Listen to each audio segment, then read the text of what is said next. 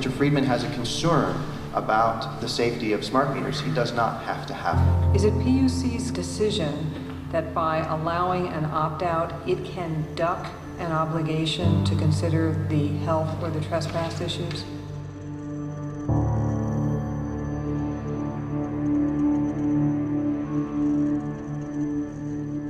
Your Honor, all of these issues were before the Commission in the earlier proceedings. The Commission had a proceeding on this and But it didn't decide any of those issues. No, Your Honor, the Commission did not. The Commission, in fact, declined to do the analysis to make the decisions about health and safety. The remedy for all of the concerns in those proceedings was to offer an opt-out. How about the members of the public that are not opting out? Isn't it the Commission's responsibility to look out for their health and safety? And to make a judgment as to whether they're being unreasonably exposed to RF? Your Honor, nothing in the world can be made absolutely safe. So are you admitting that they're not safe? Is it the PUC's position that these are safe enough? Your Honor, the public is free to have whatever concerns it would have. What the Commission is doing, as you presented, is saying it has declined to do the health and safety analysis. You're on your own. No, the Commission instructed the utility in its communication plan, to provide information to all of its customers about smart meters and links to the science that is out there. But Ms. McColeman, there's still all those people that have them. And for those people, you're saying that the state of affairs can be that the Commission can take no position on their safety? And leave it up to the utility?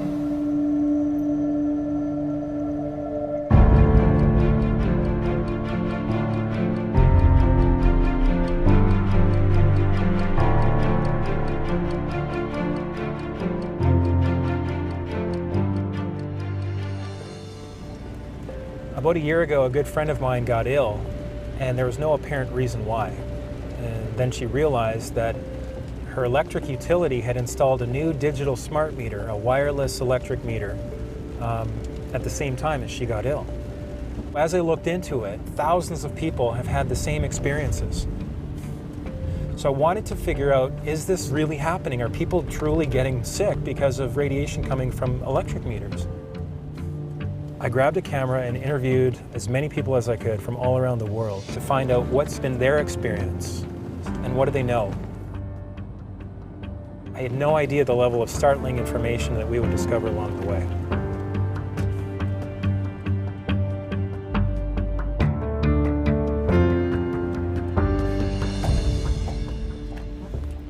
I was hearing this banging on the basement door, which is the door that leads into the hydrometers that are in here. And so I leave my bed and I come down here and I sit right here on the step and I'm like, okay, I'm gonna film this.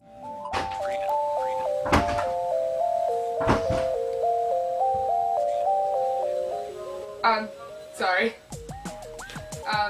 I'm just putting in your meters. Your power's gonna be up for about 20, well, when I find the meters. They're down here, right? I'll show you the door. I'd heard her banging, but I didn't know that she actually kicked the door in until she left. Because when she left, I came here and I found this on the ground. I was like, wow, she actually kicked the door in. We've since repaired the door. We've put these do not install a smart meter sign on our door. And apparently this wasn't the only case of a utility breaking and entering.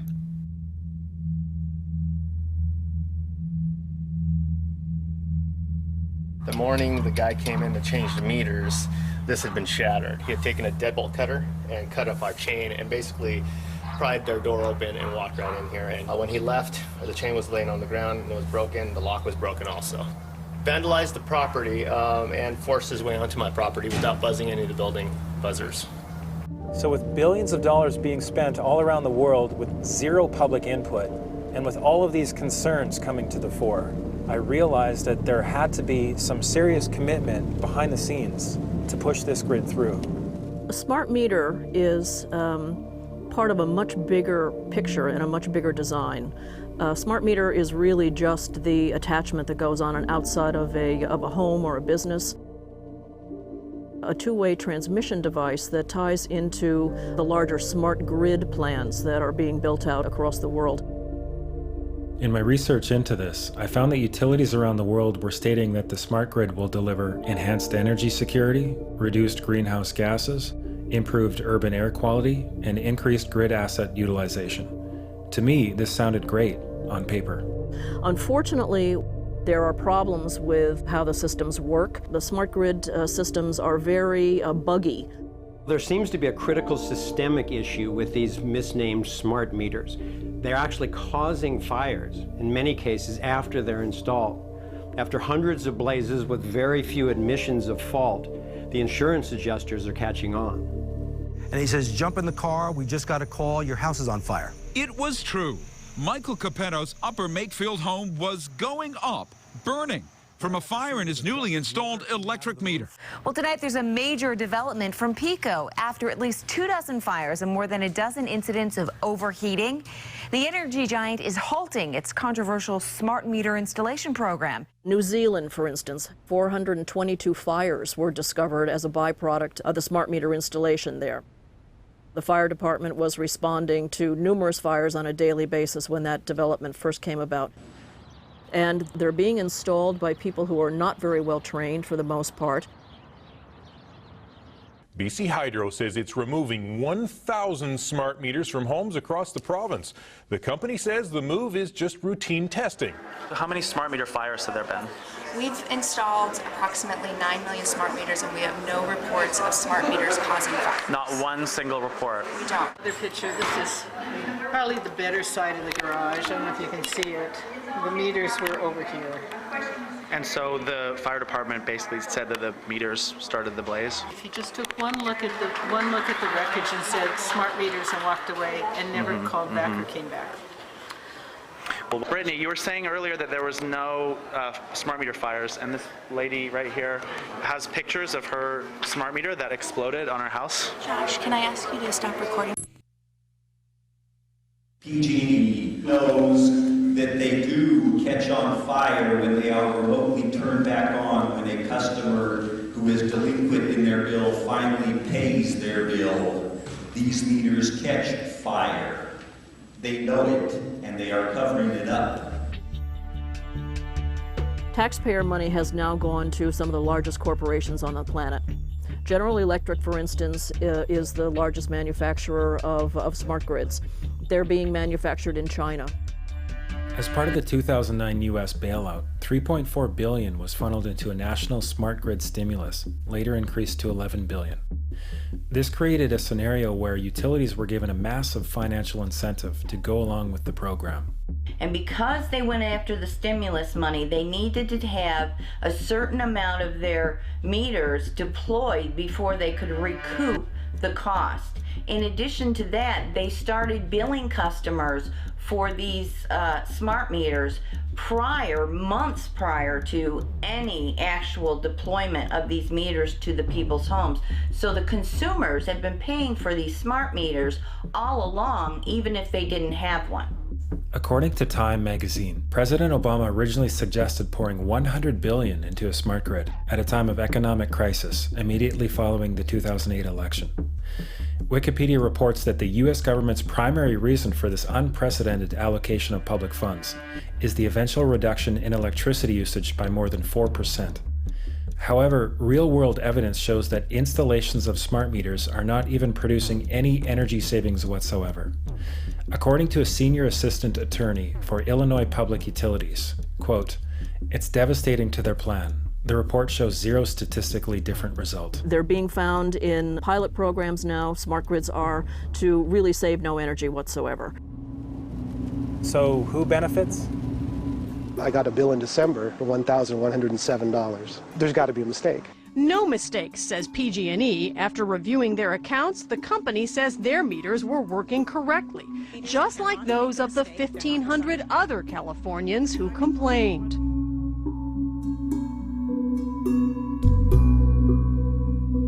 consumer advocate Mindy Spatt says that still doesn't explain something else. Customers with the smart meters claim that their energy usage has inexplicably risen since the meters were put in. So in other words, it makes it look like all of a sudden they're using twice as much energy as they used to use. Exactly. An experiment by some students at Stanford is raising new questions tonight about the accuracy of PG&E's controversial new smart meters. People all over the state have been complaining about inflated bills. 7 on Your Side's Michael Finney is here now to tell us more about the students' experiment. Like so many others, these students' PG&E bill went through the roof at just about the same time their new smart meter was installed.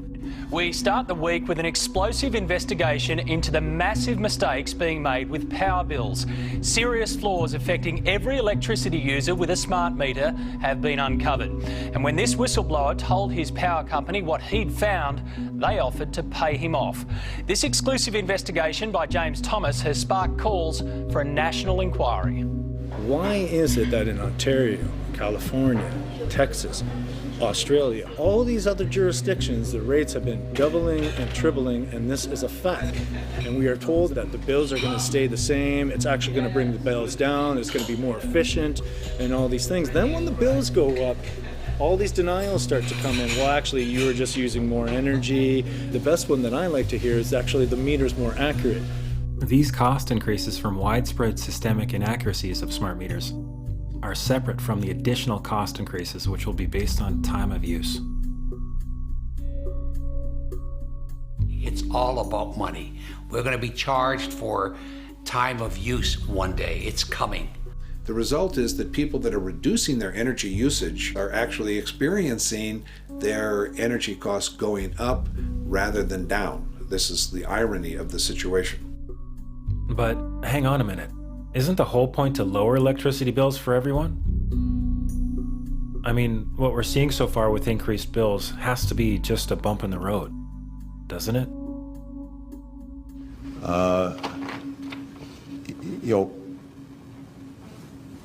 Under my plan of a cap and trade system, electricity rates would necessarily skyrocket.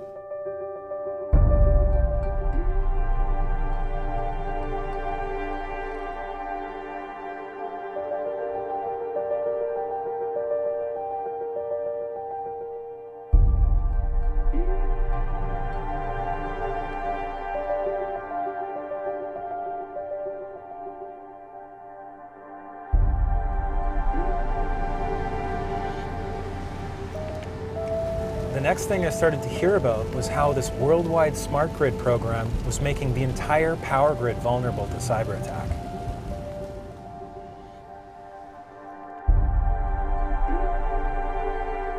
A so-called smart grid that is as vulnerable as what we've got is not smart at all. It's a really, really stupid grid. If it's attacked in one particular key node, whole sectors of it will go down.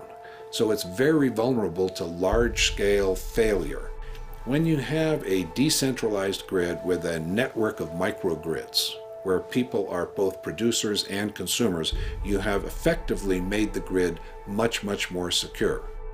The vulnerabilities of the internet are now being transferred to the importance of the power grid. Without 100% assurance that the internet or that connectivity is safe, we are bringing the potential to take down the power that runs this nation. There is a smart grid initiative in almost every industrialized nation happening at the same time. And what that provides is the potential for disaster to happen on a catastrophic scale. Even the US government is admitting that the smart grid now opens the door to cyber terrorism on a huge scale.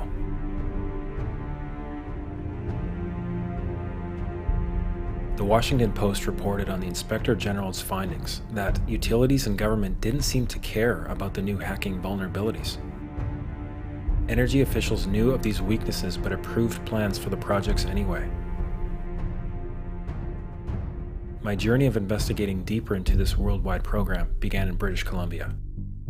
They knew about smart meters years ago. They could have been talking about it, but they kept it quite secret. They thought perhaps they could introduce it, simply do it, and no one would respond. We'd all forget. And they designed legislation that would make this possible, the installation of these smart meters, because without the legislation, obviously, it would be going to the Utilities Commission. They'd be looking at it, they'd be assessing it, they'd be studying it, they'd be addressing all the concerns we're talking about now. That's their role. And that's been cut out of the process. There's no two ways about it. This is a tax. This is a $1 billion tax placed on the people of British Columbia without a single word of debate allowed in the legislature. It was a terrible idea. Without the ability for the public to get honest, transparent answers from the government and from BC Hydro, they were left to their own devices. Which for many BC Hydro customers meant turning to the internet.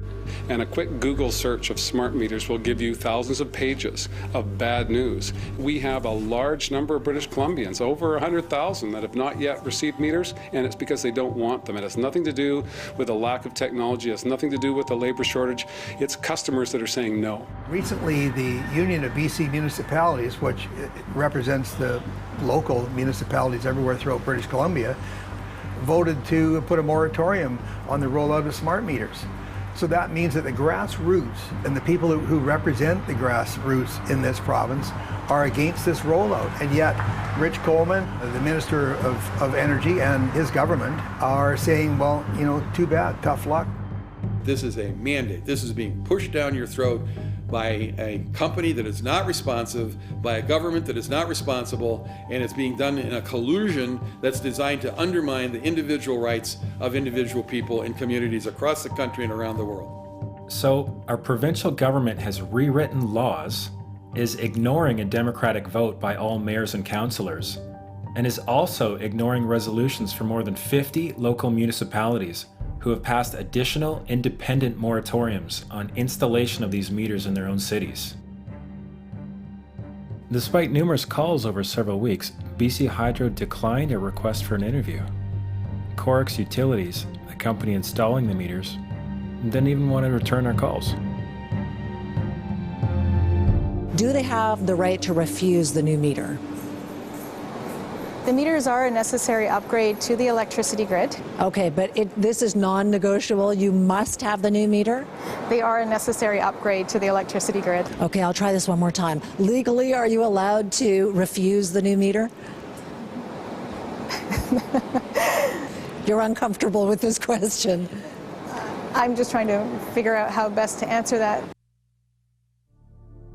What does it say about our political system? Have we completely gone the way of corporations? Is there any representation left? Well, I'm very reluctant to use the word fascism as a student of history. I mean, we're nowhere near that. But the corporatocracy is a word that I'm comfortable with.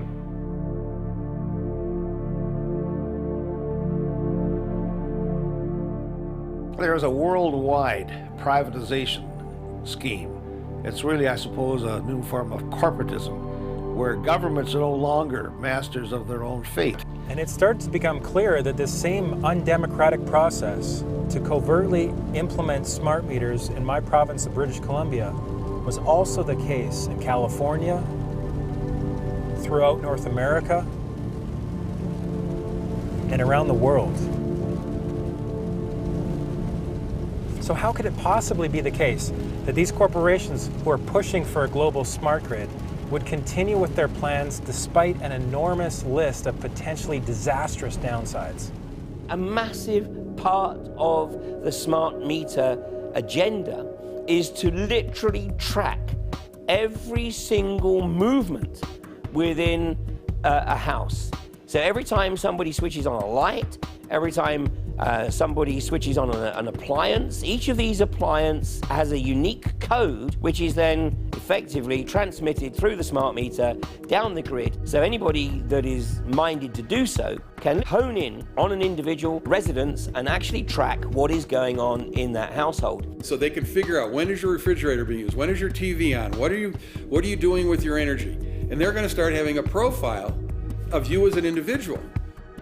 A congressional research report all but concluded that smart meters in the United States are a violation of the Fourth Amendment. In no uncertain terms, the court has asserted that, at the very core of the Fourth Amendment, stands the right of a man to retreat into his home and there be free from unreasonable government intrusion.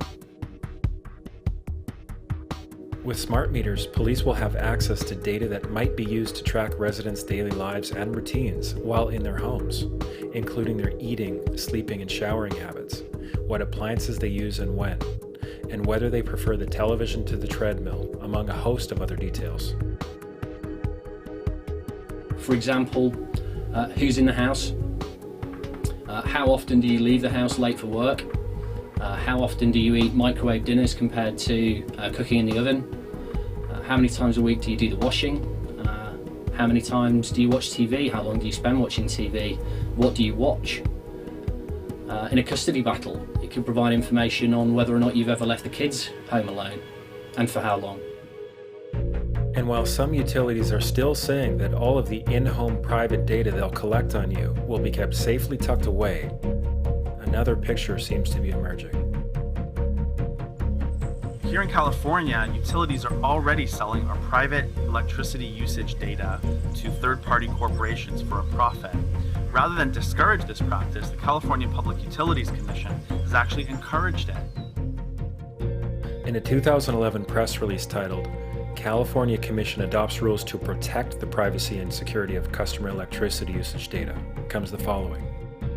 CPUC President Michael Peavy: "Our action today will protect the privacy and security of customer electricity usage data while enabling authorized third parties to use the information." Commissioner Timothy Allen Simon added, "I support today's decision because it expands consumer and third-party access to electricity usage information. I hope this decision stimulates market interest." In the summer of 2013, these newfound intentions became evident. The San Francisco Chronicle revealed that California's electric utilities last year disclosed the energy use records and other personal information of thousands of customers to agencies within the U.S. government. As General Petraeus has said, make no mistake about it, we have the ability to spy on your households through your appliances. And if we have that ability, we probably will use it. I mean, this is control freakery. It is the wet dream of the technocrats. People who live locked in a left brain construct that has no room for anything spiritual in their lives. Last year we discovered that Verizon have a patent for a piece of technology that they're calling the Smart TV Detection Zone. And this product will sit next to your television and be capable of eavesdropping on your conversations whilst you're watching TV. So we'll be able to determine, for example, who's in the room, who's watching TV, what you're talking about, and how you're talking about it.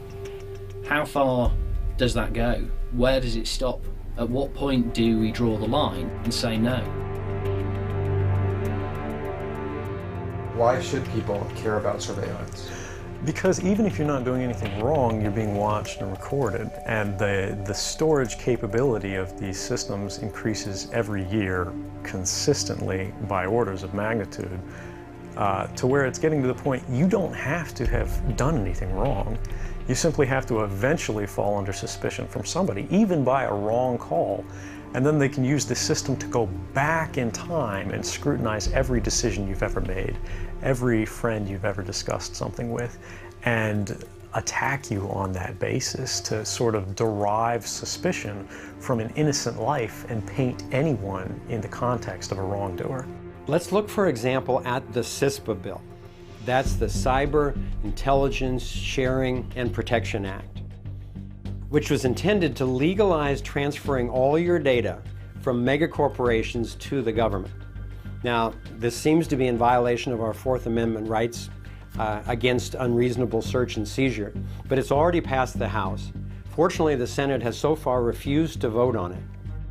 Recognizing the pushback to CISPA, apparently the Obama administration has created a covert agreement with the Justice Department to grant immunity to all these communication companies and internet companies that were already sharing the data. And now, as of June 12, 2013, a new aspect of that goes into effect, which expands this whole authorization to cover all critical infrastructure sectors, and that includes energy, health, and finance. What you're seeing is the establishment of a surveillance society. You're seeing the establishment of a surveillance network. It raises the specter of kind of the rise of soft tyranny. It raises the specter of you're automatically suspicious until we prove that you're not. It raises the specter of a universal, I call it a universal wiretap, a persistent universal wiretap on every single person. Or if it's not, they can create one. And what happens if they don't like you? What happens if you speak ill will against the government? What happens if you say something they consider disloyal? I mean, that's not the country that I took an oath to defend 4 times in my government career. What's the mindset of these mammoth corporations who are now apparently in partnership with government? Eric Schmidt is Google's CEO. People are treating Google like their most trusted friend. Should they be? If you have something that you don't want anyone to know, maybe you shouldn't be doing it in the first place. Google has already been caught and fined for systematically hacking and harvesting passwords from millions of private Wi-Fi networks with its mapping cars, and illegally siphoning private data from iPhone users. We don't need you to type at all, because we know where you are, with your permission. We know where you've been, with your permission. We can more or less guess what you're thinking about. So Schmidt simply views the invasion of privacy as a way to allow the internet giant to gain more information about you. And then that data will let the search engine help you in your everyday life. Don't you get it? Google is trying to amass a huge amount of personal information about you to help you. Duh. There's what I call the creepy line.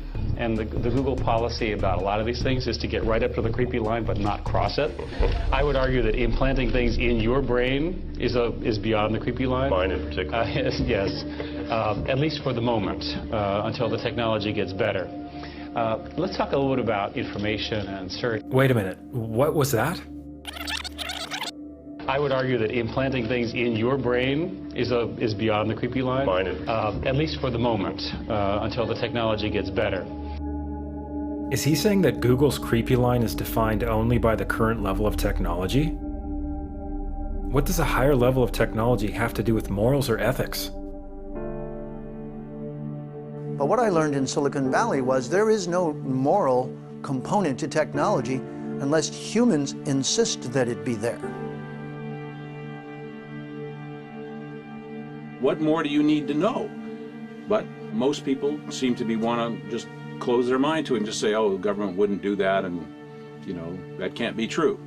It is true, and once you know it's true, you get this question in your mind of how did they think they could get away with it, and what in the world are they trying to do with all this data? Why do they need to get into our lives this deeply? My research has led me to believe that the controlling elite are trying to create a global cashless currency. And one of the ways that they intend to do this is to base it on carbon credits. Basically what that means is they're going to dole out your use of energy dependent on your behavior. And they want to be able to control it themselves. So these things that they're installing, the meters and the appliances with both sending and receiving transmitters, would allow them to not only monitor, but to control every appliance in your house. What is it that makes the government think that they can usher us into a totalitarian state at all, much less without us even noticing? It seemed to me that whether it's a terrorism threat or an apparent energy crisis, or an obsession to modernize technology without purpose, what's being consistently implied is that we must now willingly give up our basic human rights. I had to wonder, what if we were being systematically fed a false paradigm? Scarcity is the nightmare that's lurking in everyone's mind. It's what's driving a lot of our emotional reactions to everything that we face. It's that lurking fear that things are going to run out. And that's natural because, evolution has seen us through hard times, our ancestors. So it's not a bad thing that we do have these fears, but they've overcome our ability to look at the reality, which is that we don't live in a condition of scarcity. There is no shortage of energy on this planet. The sun is the source of all, and the sun produces quadrillions of times the amount of energy we need.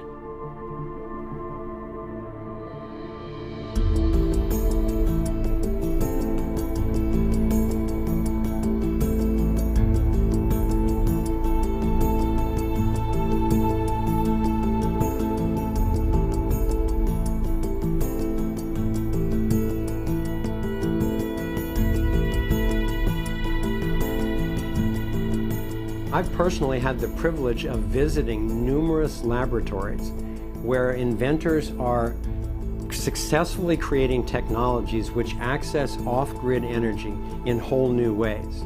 And it's really exciting to see. Sadly, most of these have been raided and shut down.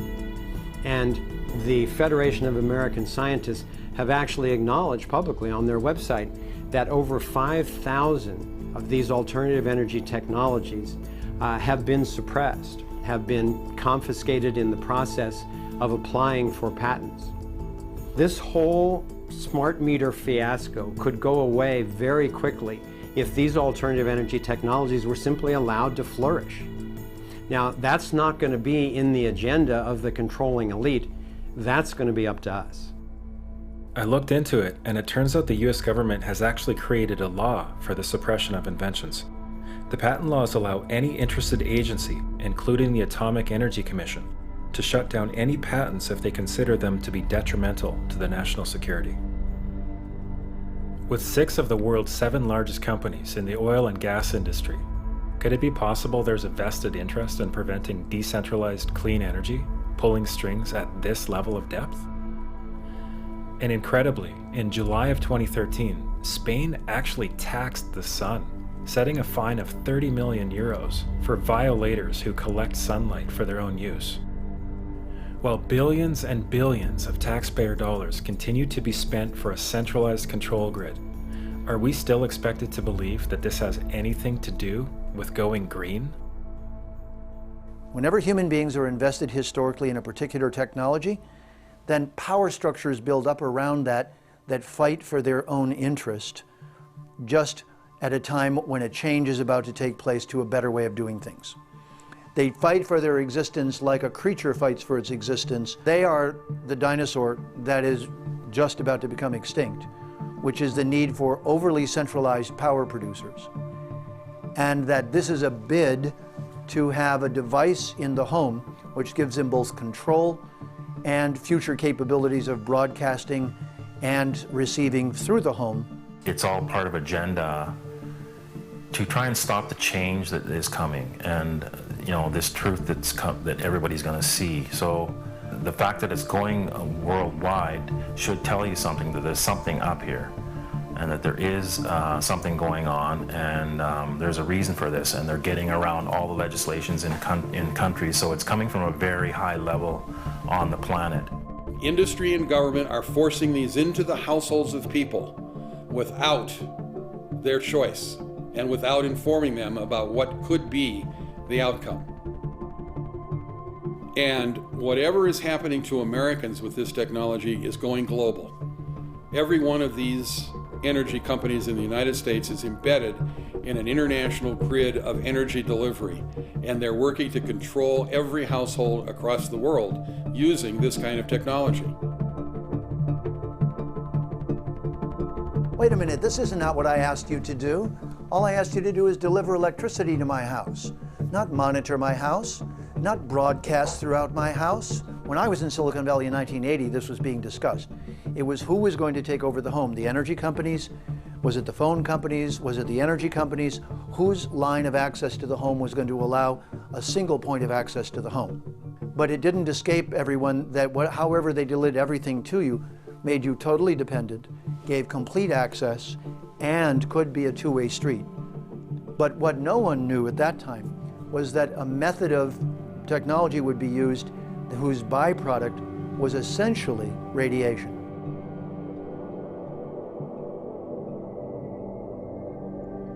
I heard about a family of 8 in Southern California and what happened when their utility, LADWP, installed a smart meter on their home. I'm very sensitive, so I could not get out of bed. I felt lots of embarrassing symptoms as well as migraines, insomnia, just not being able to really properly be a parent for my children. So I could not agree to that kind of meter ever. Fast forward to me going ahead and putting in a safe analog meter. Once I put on the new meter that's on the property now, that improved. And them sending someone out here to, I guess, come on the property and to remove it. I was not here. I was at work and speaking to LAWP over the phone, and them basically saying, you know, hey, you're trying to steal power and we're going to cut your power off. It's a shame when your water, your electricity, all these things that you think are necessities are controlled by other systems, and I mean, flip of a switch, you don't have water, you don't have heat. I got a copy of their rules. Rule 16 clearly states on the electricity section that a homeowner can provide their own meter to the house as long as you allow WP to own it. They have to come out and check it. When I asked Mr. Willer from LAWP to come out and check it, he told me he wasn't going to check it. He was going to terminate my power. And I said, but once again, I'm letting you know, you can come to my house and check the meter that's installed if there's a question regarding safety. He said no, over and over again. They said it was unsafe and never ever looked at the meter. Ms. Lawson? Our power was cut off on February 11th, 2013, and we have not had power in 7 weeks. And because they installed that radio frequency meter on our property, my sisters had fevers of over, excuse me, over 102 Fahrenheit, and they kept on going up. This is not normal. This should not be tolerated. Okay, I want a high-level person from DWP to connect with this family, find out exactly what's going on, and let's fix it immediately. Unfortunately, when I complained about the smart meter put on our property, I was told there was no smart meter on our property. It's a radio frequency meter. When I began to express to LAWP the health concerns that came out of nowhere, they told me that I was making it up. It didn't make any sense. My husband and I had numerous people come to our house and explain to us that it must be something else in your home. So I began writing to the general manager, Mr. Nichols. He ignored my emails. So for months and months and months, I begged DWP to please take this off of our property. And we have had no power for 7 weeks and 1 day. Easter for our children was horrible. Okay, thank you. We'll get to the bottom of that today. I want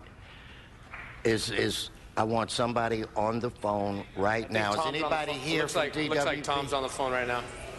And Mr. Buscaino, I'm on this, so I will, one way or the other, find out what's going on with the Lawson family.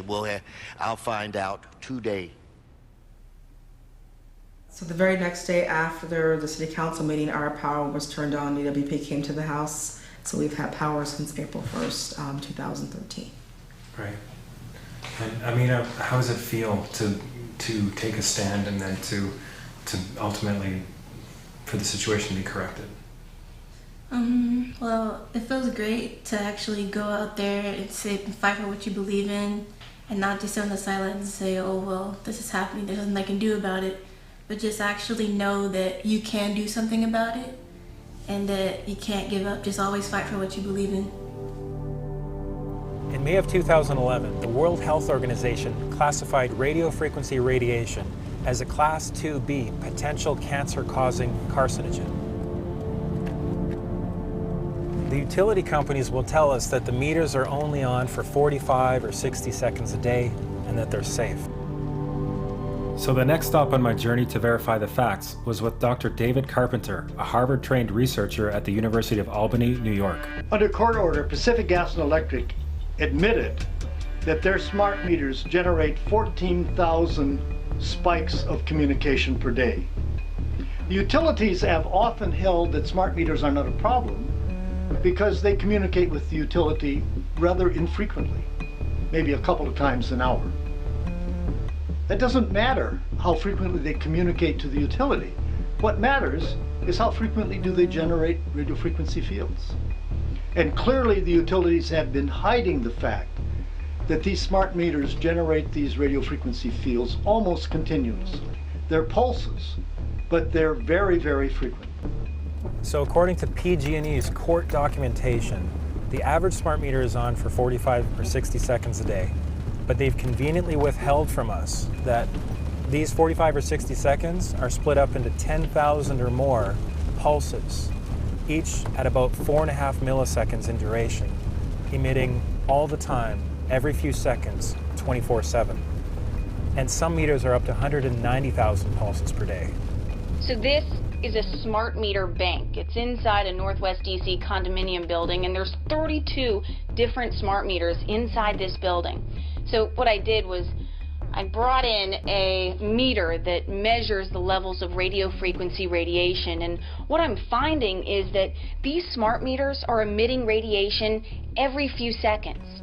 But Pepco says smart meter communications take place every 4 to 6 hours. So I brought these findings to Pepco spokesman Marcus Beal, who said, I can't account for a test that there are a lot of variables involved that we can't account for with a test that we're not present at.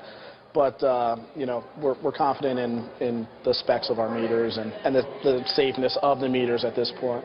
So I asked Pepco if we could go out with their experts to do their own test. They told me they would look into it. And just to be clear, we're not saying whether or not this radiation is dangerous. That's up to the scientists, and it is currently the subject of a very heated debate.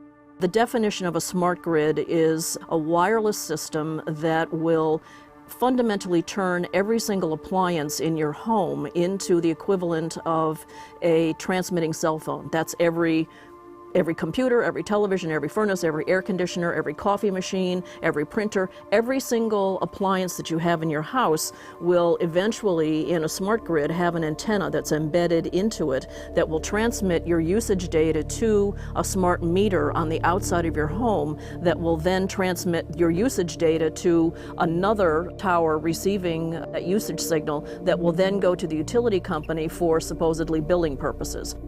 Not all signals will just be about your individual use. There will be aggregate meters that will bounce signal from house to house to house within a neighborhood that will then accumulate all of the usage data that will transmit that to the utility company. Now, what that will do is that the end metering system that is transmitting all of that data will be firing an RF signal at many, many times a second, which will increase the average homeowner's radio frequency radiation exposure exponentially. This picture shows some aphids on the leaf of an orange tree shortly after radar equipment was installed at a nearby airport a number of years ago.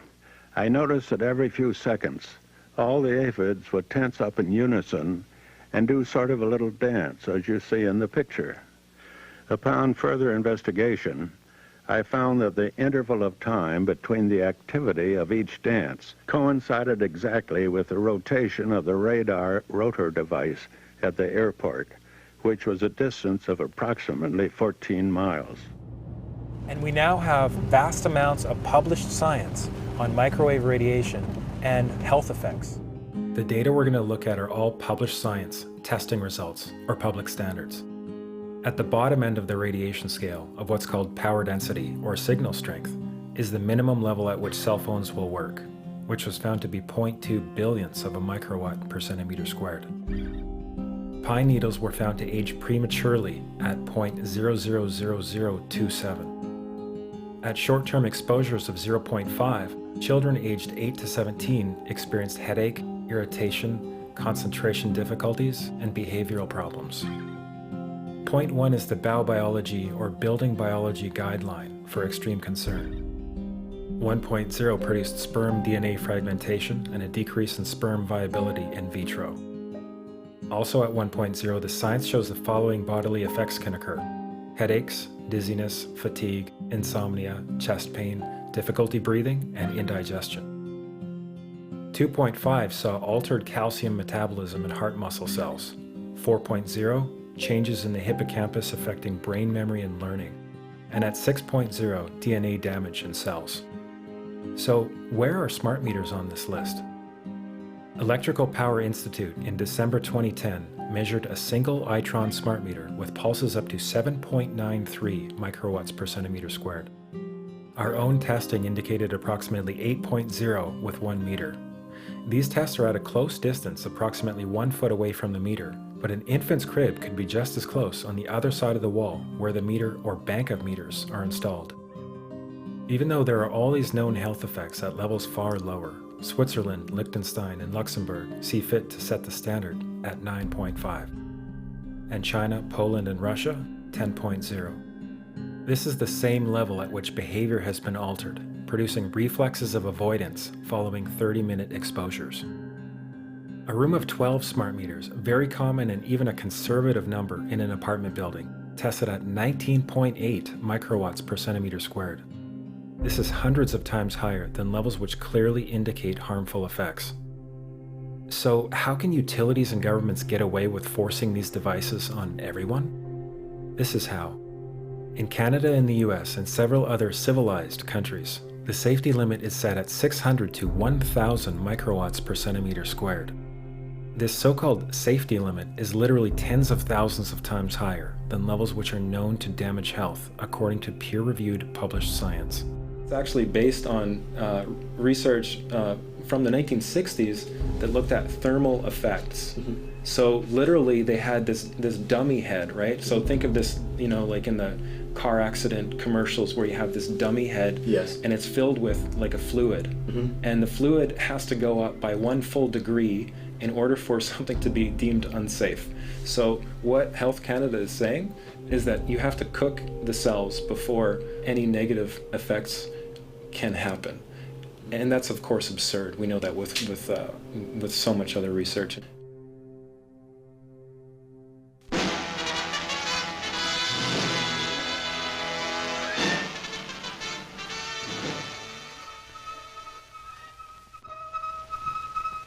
There was an organization called the Committee on Man and Radiation.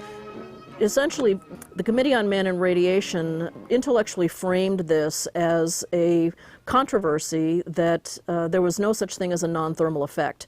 That thermal effects were the only good science, and they had good science on their side, and anyone who said otherwise was either a crank or needed to be dismissed from the area altogether.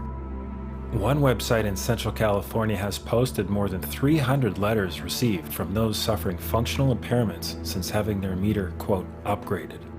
The one thing all these people had in common? Their utility did not tell them the dangers associated with the new meter. Our concern is that smart meters add to this multiple source exposure to radio frequency radiation. Radio frequency radiation that we know causes a variety of biological effects, and where we have very strong evidence that it causes disease, specifically brain cancer and other diseases.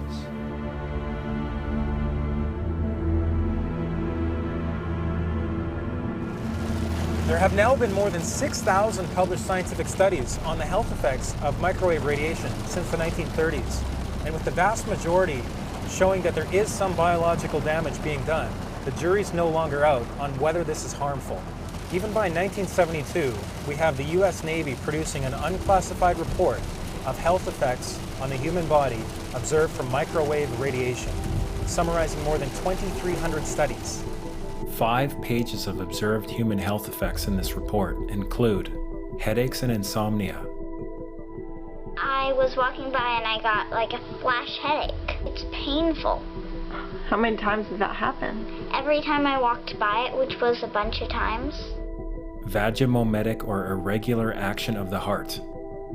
They were installed in my house, and shortly after that, I started experiencing pretty significant heart palpitations. Anxiety.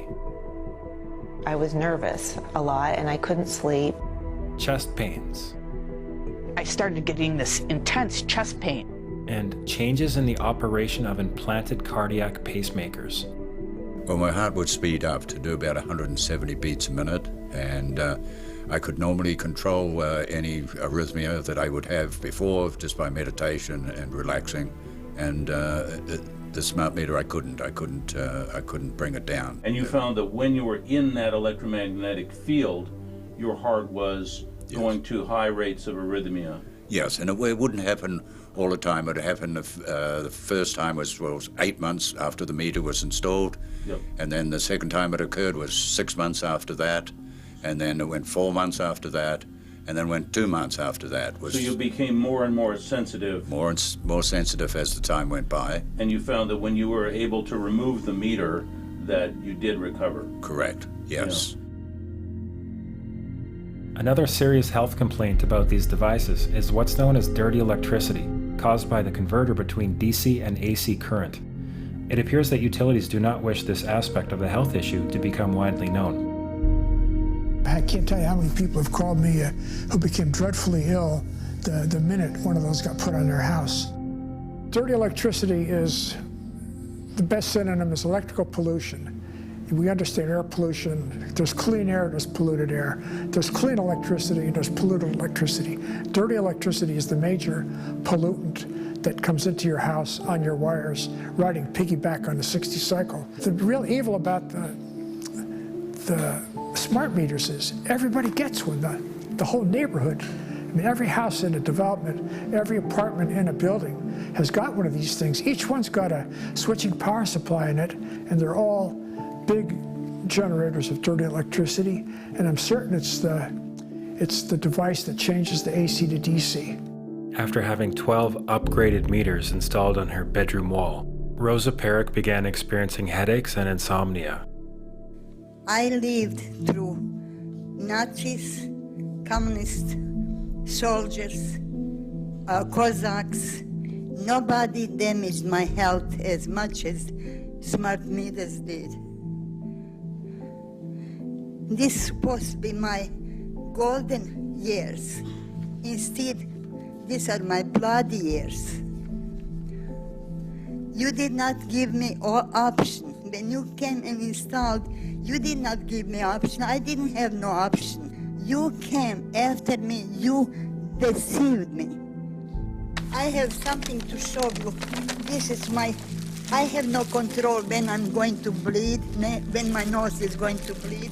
This is the blood from my nose. I cannot even sleep on my own bed anymore. I have to close the door to the bedroom and sleep on chairs in the living room or put the mattress down, sleeping bag on the floor.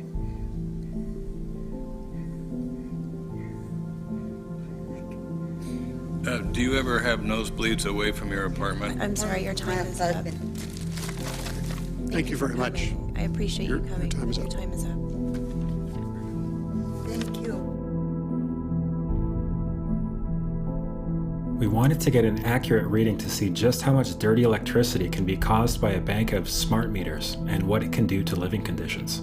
So we brought in technician Eric Windheim, and this is what we found. We're here today testing for dirty electricity. The 60 cycle sine wave has been filtered out, so what we're looking at is just the dirty high frequency voltage transients coming in on the line.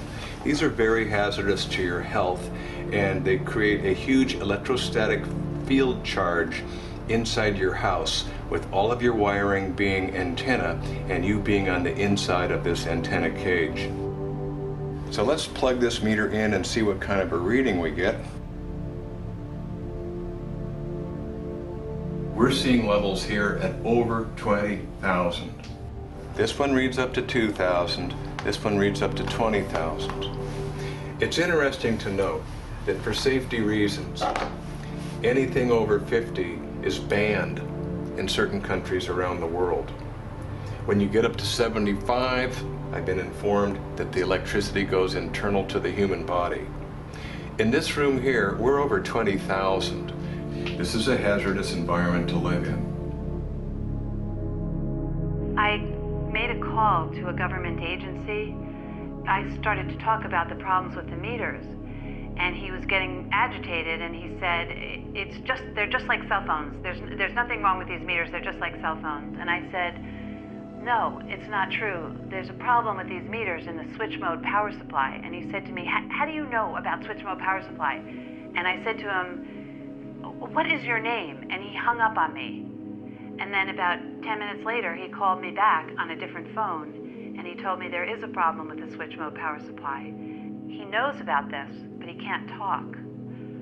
And I think that a lot of people are scared to talk, and a lot of people know what's going on here. Electricians know, people at Con Edison know, but I don't think they know what to do. I would say that it's better to do the right thing, because when people are silent, a lot of people can die.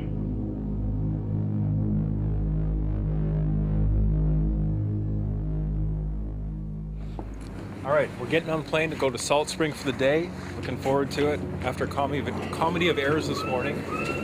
And here we are. Beautiful day.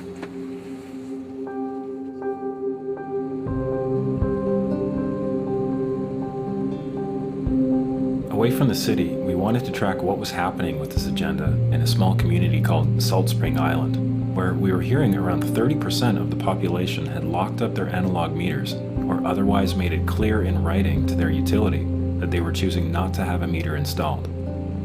I personally was glad to get on a plane, hoping to clear my head with a visit to one of the quieter parts in the world, while still getting to the bottom of the story there.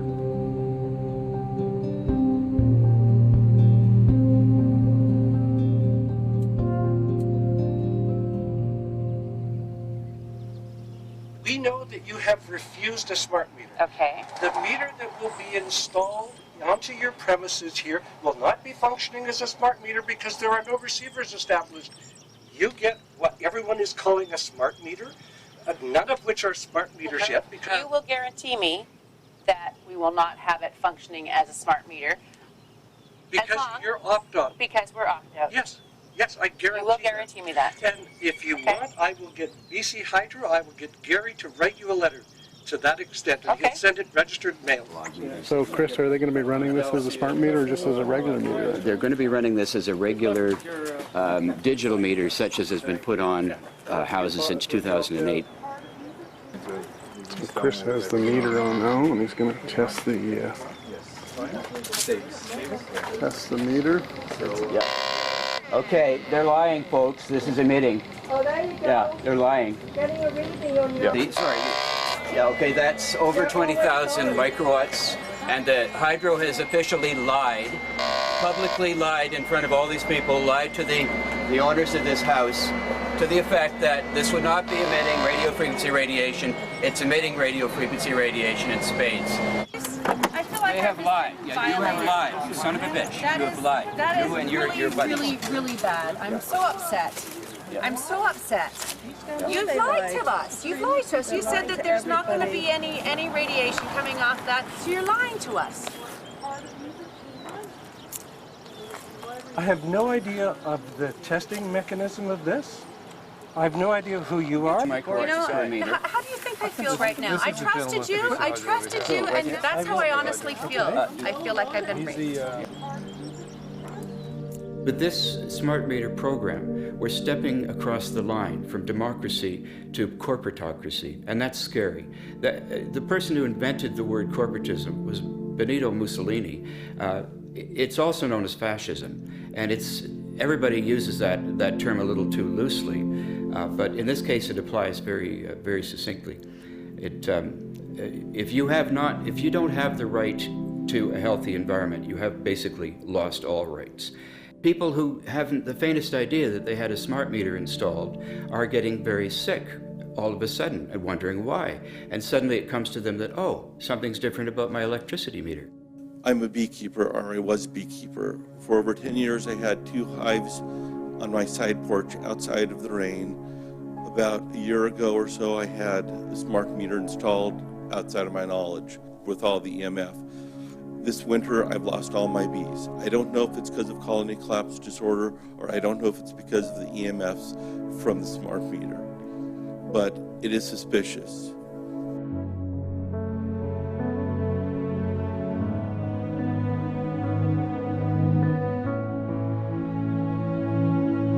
The The consequences of this development have also been predicted by the critics for many decades and can no longer be ignored. Bees and other insects disappear. Birds avoid certain areas and are disoriented in other locations. Humans suffer from functional disorders and diseases. And those that are hereditary are passed on to the next generation as existing defects. When you look at the study you did with mice, do you think there's a chance that within the third generation of females, they may be irreversibly sterile?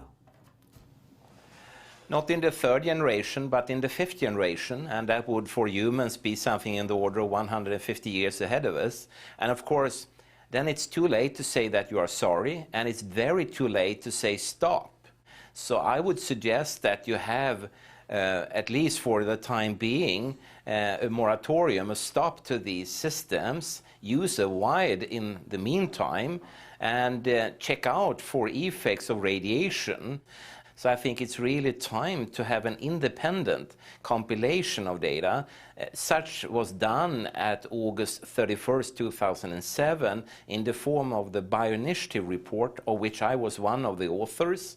And then we put together approximately 2,000 scientific references on a little bit more than 600 pages, clearly saying if you are a rat or a mouse or a cell or a molecule, you should definitely not allow yourself to be exposed to this. And in the meantime, we have this full-scale experiment using our own kids. A considerable amount of research shows that developing brains and bodies of children are much more affected than adults. And there are clear indications of a link, though the research is not yet conclusive, between increased electromagnetic fields and autism spectrum disorders. The number of children to be diagnosed autistic doubles every 5 years now. Neurological disease, Parkinson's, MS, ALS, autism, learning disabilities in children, behavioral problem in children, that's all exploding exponentially. The only development that parallels the exponential increase that we observe in neurological disease is the exponential increase in exposure to man-made electromagnetic fields. We took 10 autistic children and went back to the sleeping location where the mother was when she was pregnant with that child, and compared it with the sleeping location of a mother that gave birth to healthy children. We had 10 mothers in that group, 10 mothers in this group, and in the group of the autistic children, we found that the measurements that we got for the microwave exposure was elevated compared to the group of children that were normal. The fetus is affected. The exposure to man-made electromagnetic fields has become the first factor that could be isolated ever in autism that could predict autism.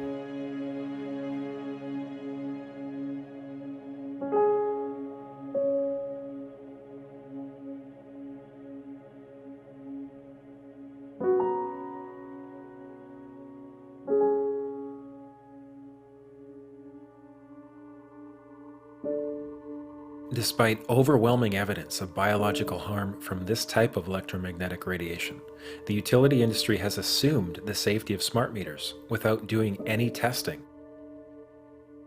For the past 29 years, Dr. Dekan Lee has conducted original research and epidemiology for Kaiser Permanente in Oakland, California. I'm not aware of any safety studies has been done to examine the safety of a smart meter. To me, a manufacturer wants to give a product to consumer, especially in this case to everybody, imposed on everybody. They are the ones who should carry the burden to prove it is safe before they can give to other people. It's not up to consumer to demonstrate they are unsafe. It's a technology done by private companies, these electric companies, private companies that have the right to install this on your house, destroy your health, and there's no accountability at all. While industry has failed to do any peer-reviewed studies on smart meters and health effects, a growing body of independent research is now starting to accumulate. It is our experience as physicians that everybody is equally electrosensitive. You install this thing, measurably certain things in your health go down. Yeah, we're tracking now certain sensitive parameters of it. One is an inflammatory marker called TGF-beta1, goes way, way up as soon as the smart meter is installed. The MMP9, that's the metalloproteinases, go way, way up. These are inflammatory markers.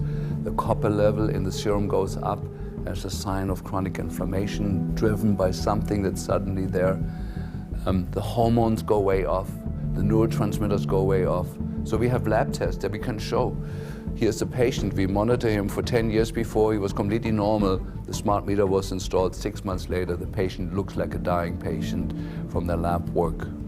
And we find those changes even in people that say, well, my wife is sick since the smart meter's in there, but I'm totally healthy.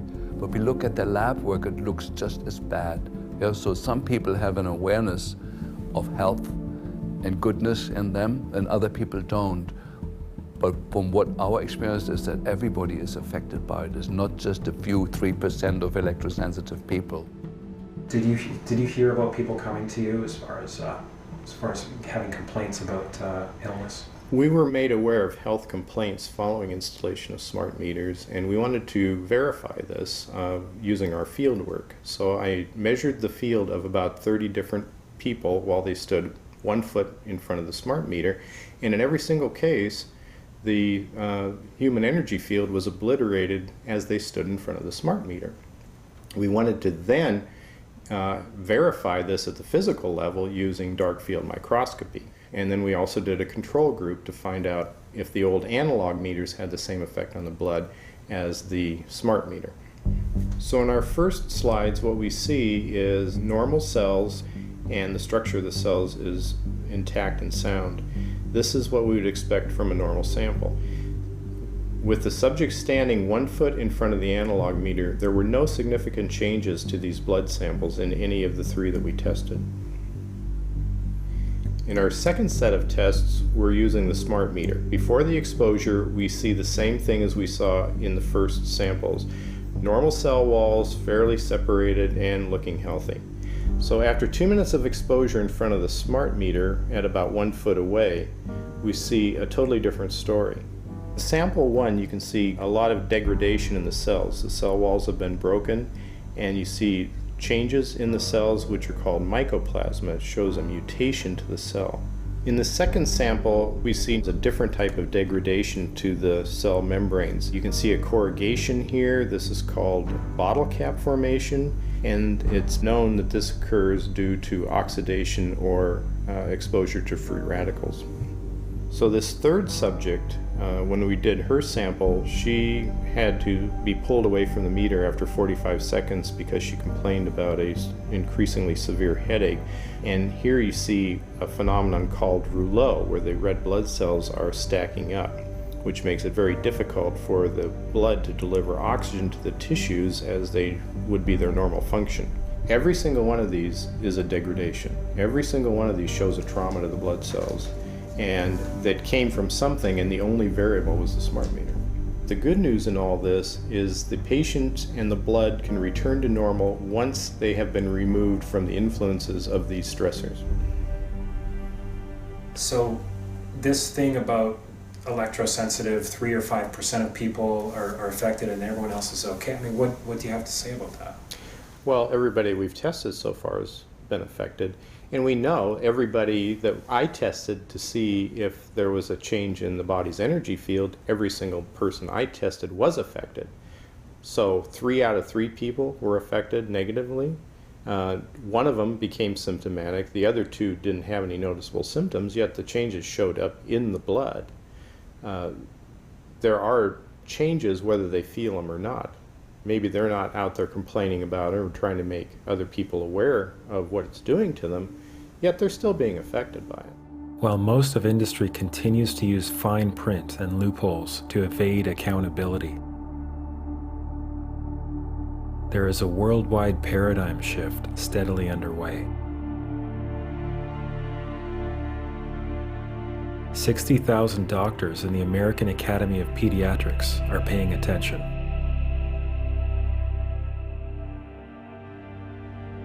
And teachers' unions, this one of 45,000, are beginning to speak out against Wi-Fi in the classroom. Some regions are taking steps to cut the power of cell phone masts by 90%.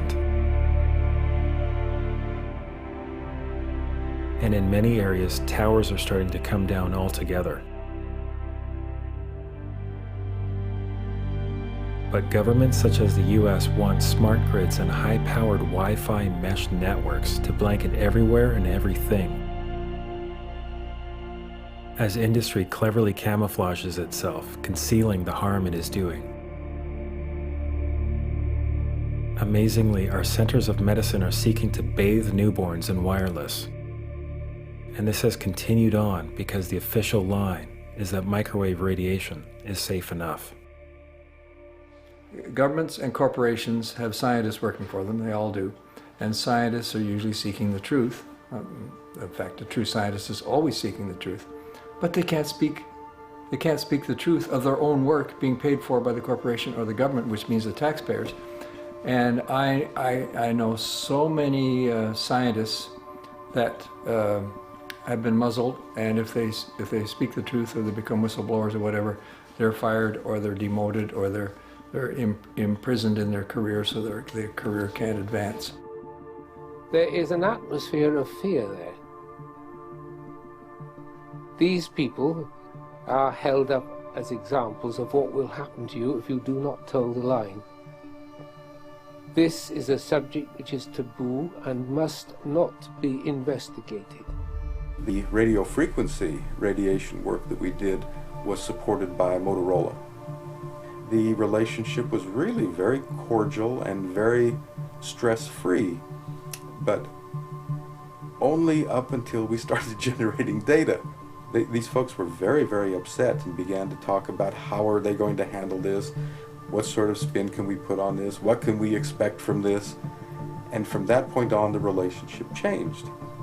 What we saw was that Motorola began to exert more and more control over the work, telling us what to do, telling us how to write abstracts, what to say in the abstracts, what to say in the papers, how to do the work.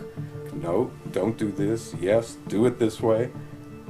This was unacceptable. I had completed our study of DNA damage, and I submitted the final report to Motorola. The point is, I kept getting nothing from these people. They simply weren't willing to accept my interpretation of my study, my evaluation of my study, my knowledge of science at that point, and tried to urge me not to publish the study. They didn't tell me not to. They just said, no, this isn't ready for publication. And they wanted me to do more work. I think one has to exercise caution at this point. And what makes the cellular telephone research area so difficult right now is there is no money available for research other than that's coming from industry. So, I mean, what does this do? I don't have any faith in what comes out. I have absolutely none, not with my dealings with industry so far. When I filed my initial complaint, Central Maine Power responded with a 250-page, basically rebuttal on why smart meters are so safe, and they hired Exponent, which is a science and consulting firm that has represented the tobacco industry. They've represented the asbestos industry. So this is a firm that industry hires to prove that dangerous products are safe.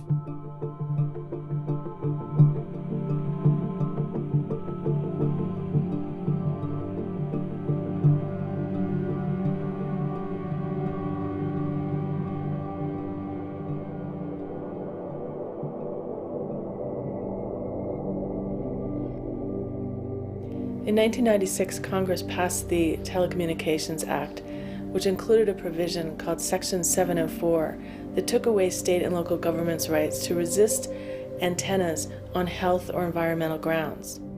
They knew that they were on very shaky ground when they put this into place. The legislation was actually written by the industry. It was also the first time in history that industries of all stripes were invited into congressional chambers and asked essentially for their wish list. And the telecommunications industry, like other industries, just rushed right in and gave them their wish list. It took away your state and local government's ability to protect you, to protect children, schools, every environment from this kind of radiation. I mean, this is ludicrous. This is unconstitutional. But this reflects the power that the communications industry has with our Congress. And now there's a new bill called the Smart Grid Advancement Act of 2013, designed to completely remove the limited local discretionary control that still exists. If passed, this bill would grant the federal government unprecedented powers to forcibly deploy this smart microwave and surveillance program upon all states, regions, and everyone in the nation. What's going on here? This is a wireless device which is unproven scientifically, which all the evidence so far proves is dangerous or questionable, which should therefore be studied intensely before it's released to the public. Clever people called the technology smart to make it seem intimidating so no one would question it. Some smart ad man came up with that and got paid $300,000 to call it a smart meter so you would feel less knowledgeable, which they know we feel, and then you wouldn't question the smart people putting it in your house. So I call them not smart meters, dangerous meters. I started wondering, how are our future generations being affected by this unprecedented increase in electromagnetic radiation?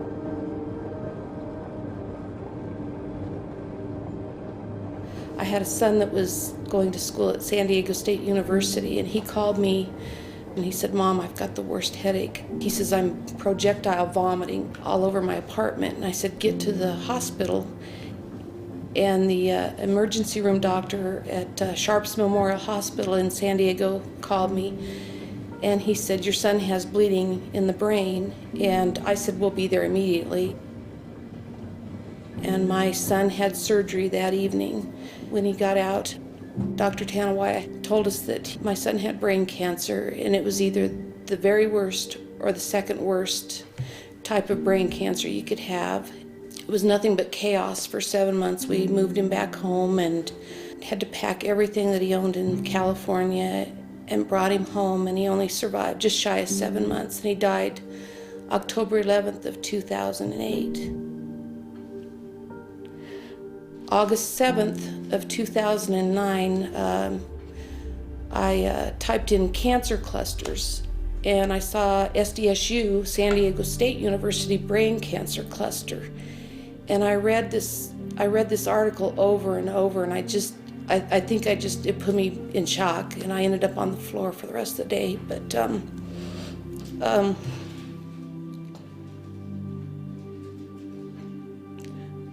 sorry.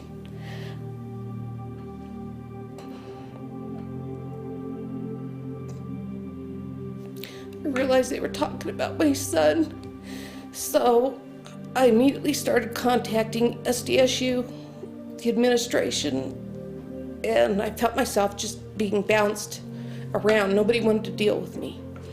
So I got in my car and I drove out to San Diego for the whole month of October of 2009. And I went over onto the campus. In these articles, they talked about a cell tower. And I went over there, and there's this huge cell tower that's outside of this building, which towers above Nassatir Hall and room 131, where all these kids and people have come down with brain cancer.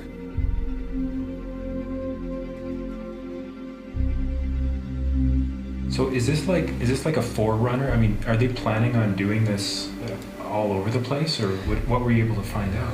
This is a backbone node to the supercomputer center at UC San Diego. And these are all on all these college campuses, and the engineers and the scientists are the ones who are developing all of this. So unless, we wake up to what's going on here with these installations, I mean, they're planning on doing this everywhere, right? Right, and they are already. My son, Rich Farver, died October 11th of 2008, and he was in Nassatir Hall, room 131. Professor Charles Cutter died June 19th, 2008, Nassatir Hall, room 131. Lou Terrell, diagnosed with primary lymphoma brain cancer in 2008. He was in the room right next to room 131. Dwight Anderson died in 2008, Nassatir Hall. Miss Laurel Amtower died August 29th of 2010. Richard Funston died, and he was also located in NASA Tier Hall, room 131. I just think that this wireless stuff, we just need to get a handle on it and warn the public. But I just want parents to know, and I want kids to know that these are very dangerous. And these are on many, many college campuses. A reporter from the San Diego Tribune that I had contacted actually called me at home, and he said, this story will never get out in San Diego. And I said, why? And he said, because of money.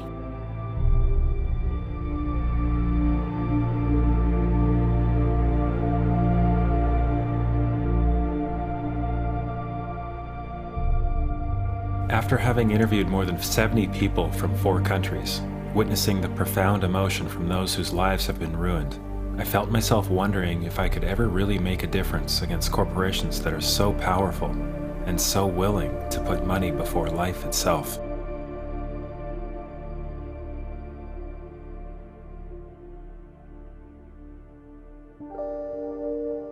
As I became more educated, and as I learned more about the smart meter issue as it relates to issues of health and privacy and security, I was slapped into wakefulness, and I was jarred into a new sense of reality. I had considered myself a fairly involved and fairly informed political observer. I certainly was aware of the condition of our country nationally. I've been very aware and involved in the state of Illinois.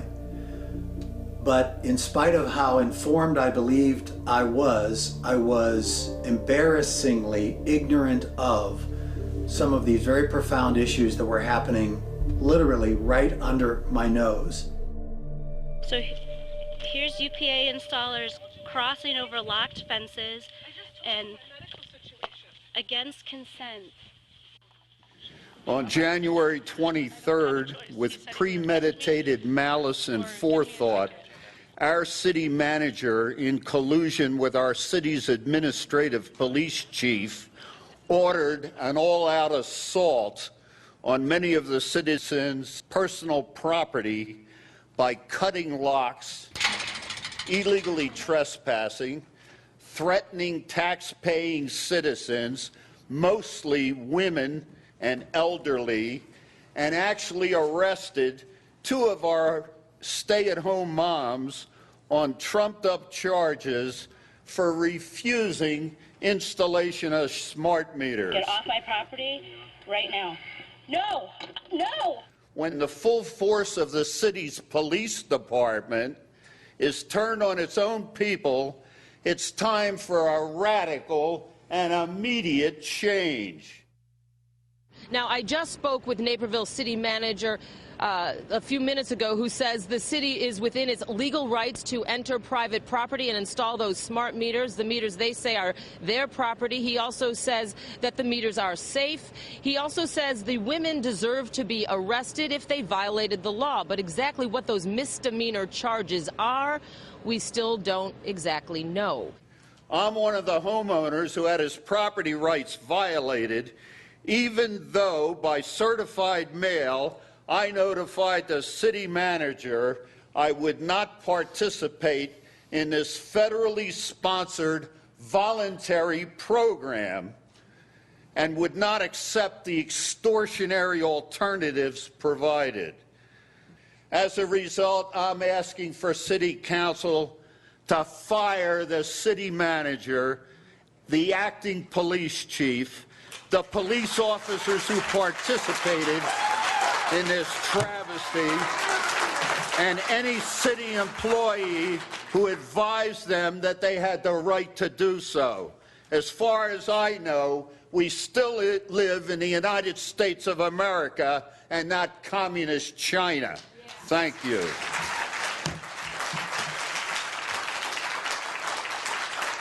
There will be a 5-minute recess until you settle down and obey the rules, or we won't continue.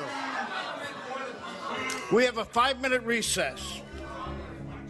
This is thankfully a contrast to the behavior of most city councils, who are made aware of the facts. One of the first U.S. states where these devices were deployed was California, where dozens of local governments have issued moratoriums against the rollout. I vigorously support this action today. I'll be voting in the affirmative both on the moratorium and on Supervisor Kinsey's proposal to send letters to the governor. This action that we're taking today, and one that I support, is a political action. And don't be deceived that political actions don't work. Think about the American Revolution. Ms. Wolf? Aye. Ms. Farr? Mr. Lavagnino? Mr. Carvajal? Aye. Ms. Gray? Aye.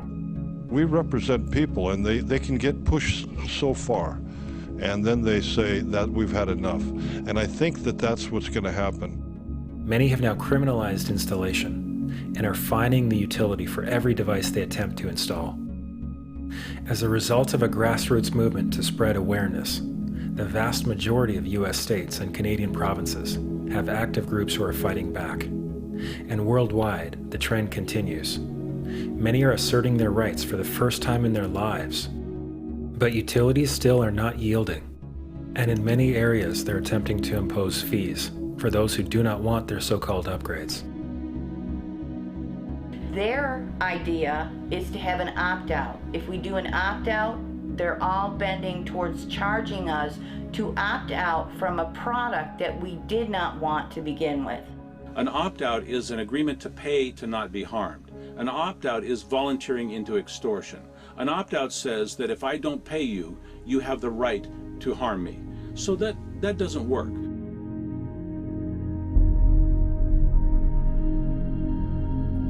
They are embarking on a monstrous act of deception. They are saying one thing, but you're getting something else.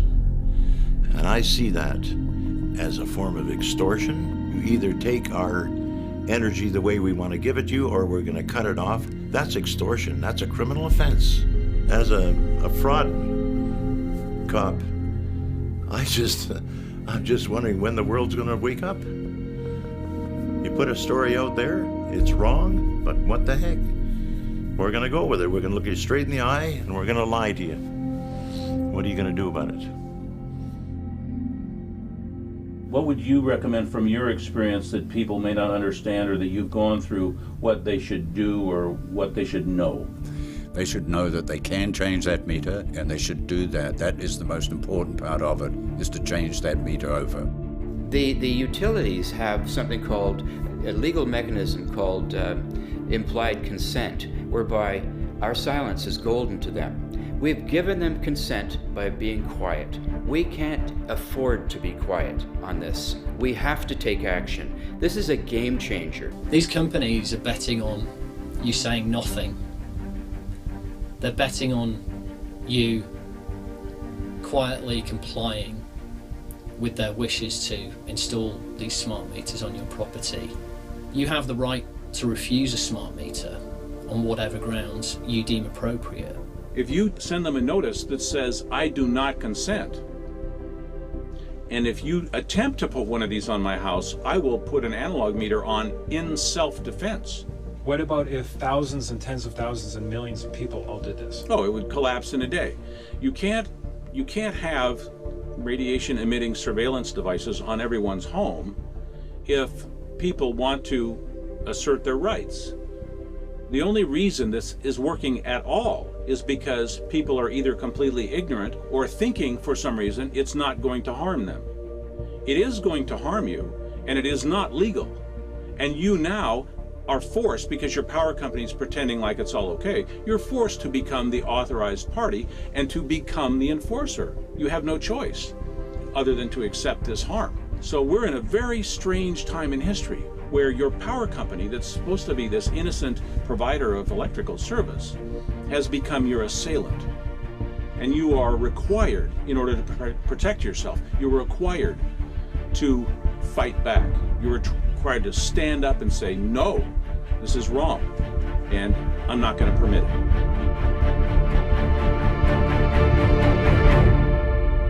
In a modern electronic democracy, this is how you vote. You vote by having a well-formed opinion on an important issue that could take away your rights. It's that a device that is broadcasting and receiving wireless signals permanently has been surreptitiously placed in your home unnecessarily and without your permission and without proving itself scientifically. This is a test case for technological democracy if I've ever seen one. Dear Big Brother, I wish I could say you're acting like a brother, but unfortunately, an Orwellian big brother is what you have become. The problem is you've presumed you have the right to make decisions that are harming the quality of all of our lives, our health, and children, simply because you've been in charge of the distribution of a necessary resource in our lives. It does not matter why you have done this. There is no right way to force unproven and dangerous technology upon the world. And history has shown that being sorry after the fact for harming people through unproven medicines, technologies, is of no help.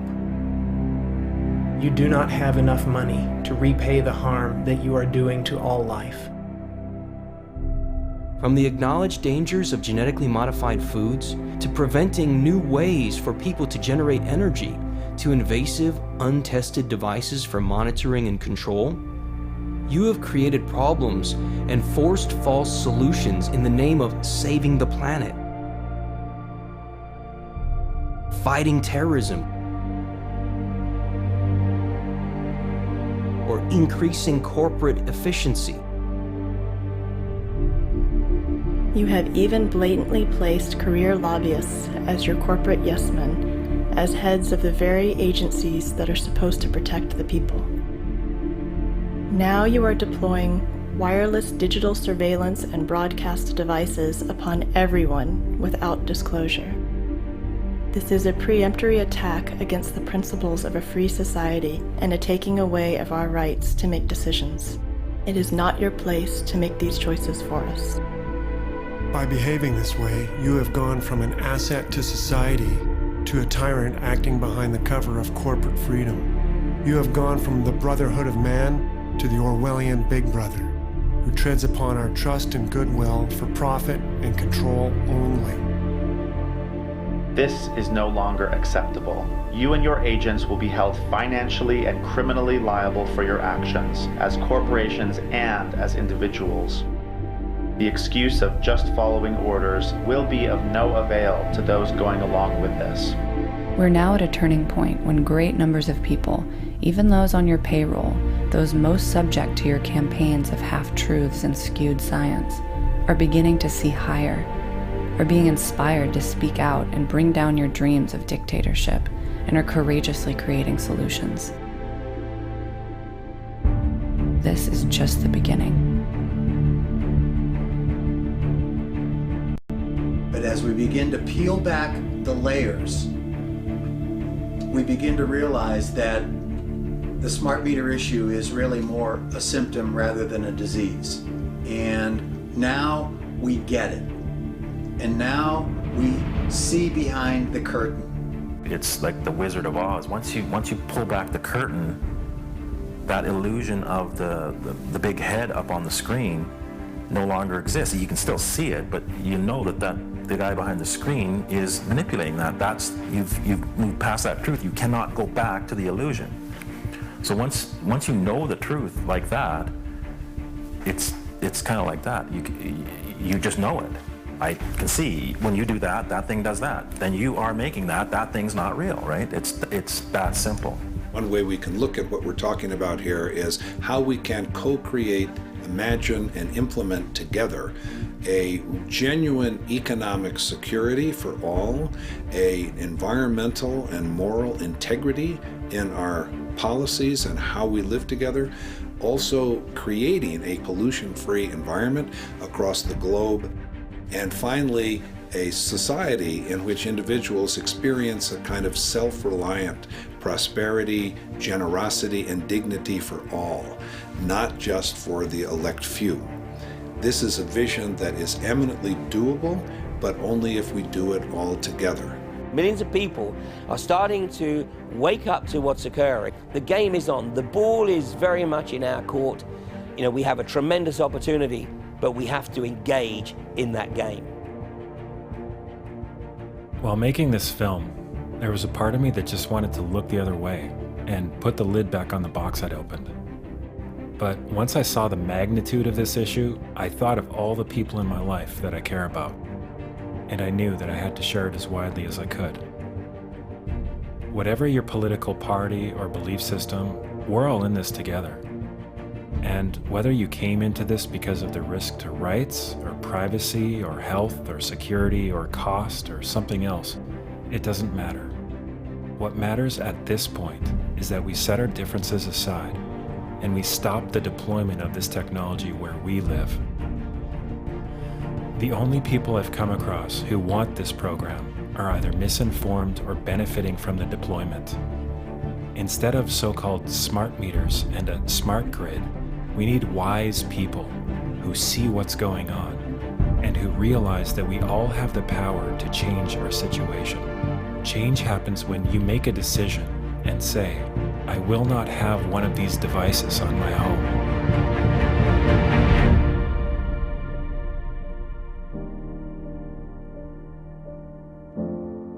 There is no legal requirement for you to have one of these meters, even though utilities are trying to intimidate people into accepting it, as if it was the law. To assert your choice and protect your foundational rights and health, you need to notify your utility. Otherwise, the choice will be made for you. Share this film online with everyone you know. You can also host a screening in your community or for your city council. It starts with us, but we are not alone. All around the world, this is a time of social awakening. A wave is sweeping the planet, inspiring millions of people to stand up to corrupt corporate governments. The veil of illusion is lifting, and we're all finding our voice. Because this agenda is being implemented as we speak, we all have to act now. Not only can we make a difference, but we must. Together, we will build a safer and more abundant world.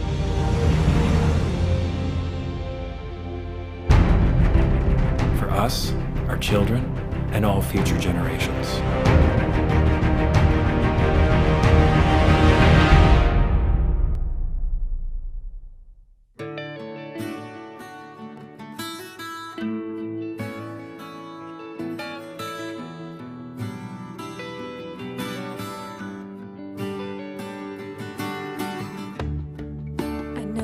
Scared to be yourself sometimes.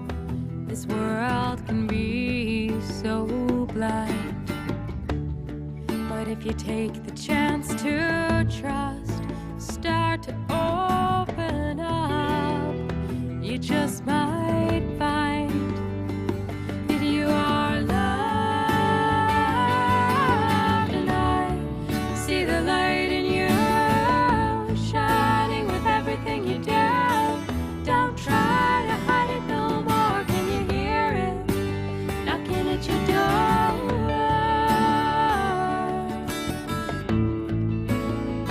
The light in you.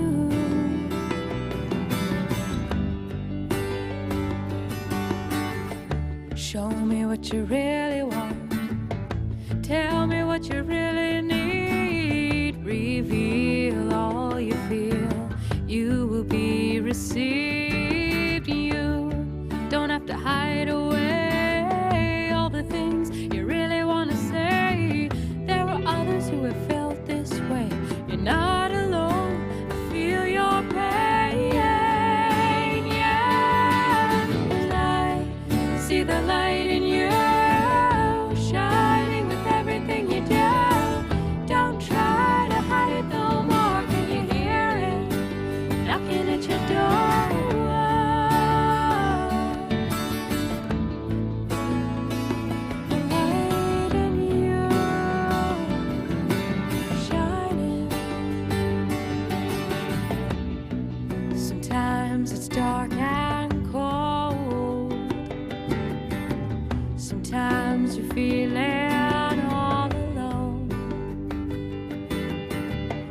Sometimes you don't